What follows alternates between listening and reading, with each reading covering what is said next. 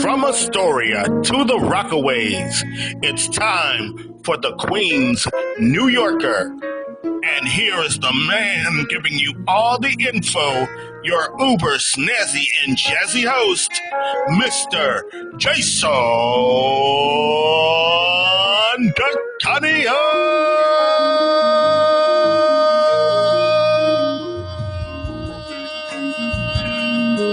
No, thank you, Jason Kelly, and good evening.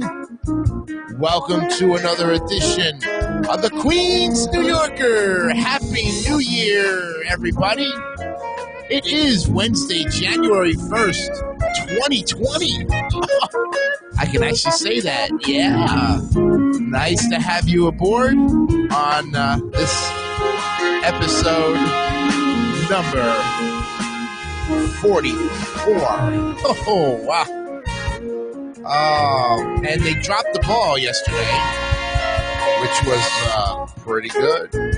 So, you know, Times Square was full of a whole bunch of stuff and packed to the crowds, you know. That's what they do out there in New York City, my friends. They keep it real, and, you know, if you ever want to cross it off your bucket list, that's the way to do it, is to go see a ball drop on New Year's Eve. But if you do that, make sure you get out there early, because for some people, standing room only is really tough. And sometimes the weather, too, is not very cooperative. And they got lucky yesterday. They was in the 40s. For some, the 40s in New York is actually warm. And I know, because if you can get 40, you're lucky. Because you don't want to deal with minus 22. That's for sure. I know, right? Well, anyways, hopefully your New Year's Day is starting off in a very positive way. And if it's not, well, we're here on the Queen's New Yorker to change that, because we're giving you more from the Rockaways. Yes, we're into the next two neighborhoods we're going to be doing today. We're going to be doing Bayswater and Belle Harbor. Two interesting ones, because we did RVing the last time on the show, and it turned out that the Rockaways have a lot of history. And speaking of history, last episode 43 of our show, the history of RVing, now has 25 views, 4 comments, 4 likes, and no dislikes. The Christmas message, 14 views, 1 comment, 1 like, 1 dislike. The episode 41, part 2 of the Rockaways, 33 views, 6 comments, 2 likes, and 2 dislikes. So, but overall, our total views for the YouTube page, 1,159, and we're 41 away from 1,200. Every time I upload a video, friends, you are engaging in it, and I thank you so much for it. So, without further ado, hopefully you've made some New Year's resolutions. If not, just make some goals, because that's the important thing, because we're taking it to every which way here on the show. And so I'm just hoping that you will have a good 2020, like we all will. Okay? All right, so let's jump right in to the next neighborhood in the Rockaways. Here's Bayswater. Very small information on it, but I'll read it as fast as I can, and we'll go then right into Belle Harbor. Bayswater is a very small neighborhood, as you know. On the eastern end of the Rockaway Peninsula, the community is located to the northwest of Far Rockaway and along the southeastern shore of Jamaica Bay. And one of Bayswater's early developers was William Trist Bailey, hence the street name Bailey Court, who had purchased the property and laid out the community, copyrighted care of 1878.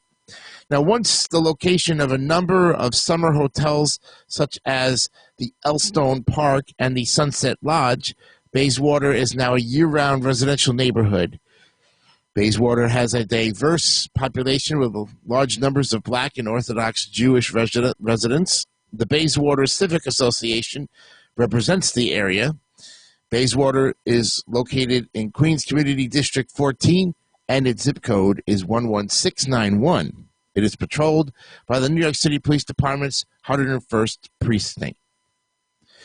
There's also Bayswater State Park, and it's a 17-acre state park located on Jamaica Bay, and the park is located at the western end of Mott Avenue in Bayswater near Far Rockaway, and is built on land that once housed the mansion and estate of banker Louis A. Hensheimer. But the land that is now occupied by Bayswater Point State Park was once home to Breezy Point, an expensive mansion built in 1907 by New York City banker Louis A. Hensheimer. In 1925, the mansion was converted into a home for disabled children, and it was later used as a home for children with intellectual disabilities before being put on the market in the late 80s. A 12-acre parcel that was to become Bayswater Point State Park was purchased by the Trust for Public Land in 1986, and the mansion, which by that point had been damaged by fire, was demolished in 1987 prior to the land being given to New York State in 1988, and only the conservatory was left standing. New York State designated the land as a state park in 1991 and gave New York City Audubon administrative duties over the park. So between 1994 and 1996, the Audubon Society conducted a research and restoration project at Bayswater Point, seeking to engage the public with lands conservation. In early May of 2010, the park was briefly closed to the public as a result of budget cuts, along with 57 additional state parks and historic sites. However, by month's end, an agreement had been reached to reopen many of the parks, including Bayswater Point. In 2015, an $80,000 improvement project to stabilize Sunset Lodge at the park was announced. Bayswater Point State Park was established in order to preserve important habitat for migratory birds in Jamaica Bay. The park also protects habitat for butterflies such as the Delaware skipper, and its beach is used by horseshoe crabs during their annual mating season. As such, the park is largely undeveloped and primarily offers space for passive recreation such as hiking, birdwatching, and fishing. So there you have it, friends. Bayswater and Bayswater Point State Park. Next, let's go to Belle Harbor. And we've got some pretty good history and a little geography to give you in this portion of the Rockaways. So Belle Harbor is a neighborhood that is tight-knit, affluent community located on the western half of the Rockaway Peninsula, the southernmost area of the borough. Belle Harbor is commonly referred to the area between Beach 126th and Beach 141st Streets. The neighborhood is part of Queens Community Board 14, and according to the 2010 United States Census, the neighborhood, coupled with nearby Neponset, had a population just over 5,400. Belle Harbor is the site of the fatal 2001 crash of American Airlines Flight 587. It was further devastated by Hurricane Sandy on October 29th of 2012, but has since been rebuilt. The opening of passenger railroad service in 1880 to Rockaway Park from Long Island City and from Flatbush Terminal, which is now the Atlantic Terminal, is downtown Brooklyn, via the Long Island Railroad's Rockaway Beach branch, facilitated population growth on the Rockaways Peninsula. The makings of Belle Harbor began in 1900 when a New York State judge ordered that the land west of Rockaway Park be put up for auction. The area that makes up Belle Harbor and the neighboring community of Neponset was bought by Edward P. Hatch, who after a couple of years sold it to the West Rockaway Land Company in 1907. The president of the company, Frederick J. Lancaster, who had earlier developed the Edgemere neighborhood, officially gave the community its name. Prior to Lancaster's acquisition of land, however, a group of men wishing to form a yacht club, entered into a grant agreement with the West Rockaway Land Company in 1905. The group, which had named itself the Belle Harbor Yacht Club, bought property from the company for $4,000. The agreement included 200 square feet of land and 30 plots of upland. That same year, the group received cooperation status by the state of New York, and by 1908 began participating in its first interclub ocean races with some of the city's other yacht clubs.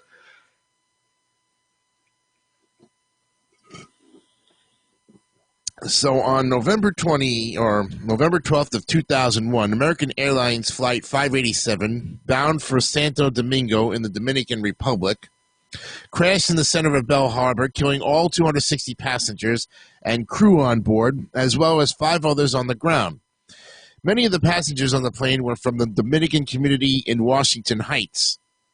After consultation with families in the Belle Harbor and Washington Heights communities, a memorial was erected at Beach 116th Street in Rockaway Park, which is a major shopping district and transportation hub in the area, making it accessible to all. And although a temporary memorial was developed at the actual site of the disaster on Newport Avenue, many still annually gravitate toward that area for commemoration. In 2001, a resident stated to The Guardian, "It's impossible to understand unless you live here." Father Michael Girardi, who's a priest quoted in the same article, said that it was common for people to live in the houses that their parents lived in, and that many families lived in the same houses for generations. The neighborhood suffered heavy losses from the September 11, 2001 terrorist attacks. And, of course, it goes into demographics, but the geography, Belle Harbor is a suburban enclave of the Rockaway Peninsula on a narrow barrier peninsula sandwiched between the Atlantic Ocean to the south and Jamaica Bay to the north. It is further bordered by the neighborhood of Neponset to the west and Rockaway Park to the east. Expansive views of the Manhattan skyline can be seen across the bay. Broad, white sandy beaches have drawn residents and to the area, and although the beach is ostensibly open to the public, rigorously enforced street parking restrictions in effect on weekends and holidays from May 15th to September 30th, combined with limited direct access to the insular area via public transportation, limits the town or limits access for residents. So they have to kind of make other arrangements in order to get around the Belle Harbor area. And that is a look, that is a look at Bayswater and Belle Harbor, 2 more cities that we have covered here in the Rockaways. And on the next show, episode 45, we'll look at another great piece of land out there in far, not really far Rockaway, more like mid-Rockaway. We're looking at Breezy Point. Oh, yeah. And it's got some pretty good stuff on it. We might look at that. We'll look at that definitely. And then, of course, look at Broad Channel. It's another big one. So that's got a little more to go.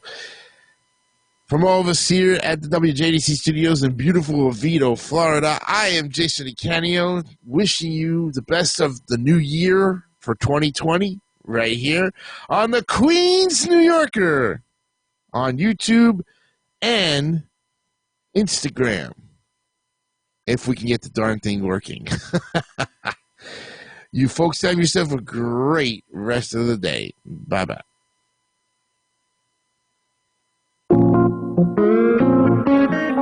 You have been watching the Queens New Yorker. This is Jason Kelly on a Jason DeCanio internet presentation. Thank you for your support.